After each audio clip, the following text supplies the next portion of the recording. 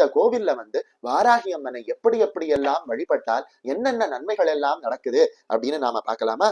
தேய்பிறை பஞ்சமி அன்னைக்கு பள்ளூர்ல இருக்கக்கூடிய இந்த வாராகி அம்மனுக்கு வாழை இலையில அரிசியை பரப்பி தேங்காயை ரெண்டாக உடைத்து அதனுடைய மூடியில நெய்யை ஊற்றி தீபம் ஏற்றி வந்தாங்க அப்படின்னா அவர்களினுடைய வாழ்க்கையில எப்படிப்பட்ட கஷ்டமாக இருந்தாலும் தீர்ந்துடுது அப்படின்னு பலரும் அனுபவத்துல பார்த்திருக்காங்க.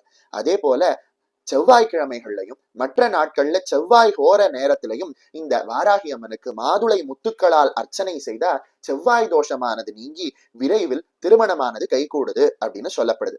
அதே போல இந்த வாராகி அம்மனுக்கு அபிஷேகம் செய்து சிகப்பு நிற துணியை உடுத்தி சிகப்பு அரளி பூக்களால் அர்ச்சனை செய்து சர்க்கரை பொங்கலை நிவேதனம் செய்து வழிபட்டோம் அப்படின்னா தொழிலில், அதாவது நம்முடைய உத்தியோகத்திலும் நாம செய்யக்கூடிய தொழிலும் நல்ல முன்னேற்றம் அடையுது அப்படின்னு பலரும் அனுபவத்துல பார்த்திருக்காங்க. அதே போல கருப்பு உளுந்துல வடை செய்து அந்த வடையை மாலையாக செய்து வாராகிக்கு நாம மாலையாக சாற்றும் போதும் கருப்பு உளுந்து வடையை நிவேதனம் செய்யும் பொழுதும் மன நோயானது நீங்குது அப்படின்னு சொல்லப்படுது. அதே போல பில்லி, சூனியம், ஏவல், பிசாசு போன்ற துஷ்ட சக்தியிலிருந்து விடுபடுவதற்கு கரி நாள்ல இளநீரால இந்த வாராகி தேவிக்கு அபிஷேகம் செய்து செவ்வரளி பூக்களால் அர்ச்சனை செய்து செம்மாதுளை முத்துக்களை நிவேதனம் செய்து வழிபடும் பொழுது துஷ்ட சக்திகள்ல இருந்து நாம விடுபட முடியுது. இப்படி வாராகி தேவியை, அதாவது இந்த பள்ளூர்ல இருக்கக்கூடிய வாராகி அம்மனை பலரும் பலவிதமாக வழிபட்டு தங்களோட வாழ்க்கையில இருக்கக்கூடிய பலவிதமான கஷ்டங்களும் தீர்ந்து சந்தோஷமாக இருக்காங்க.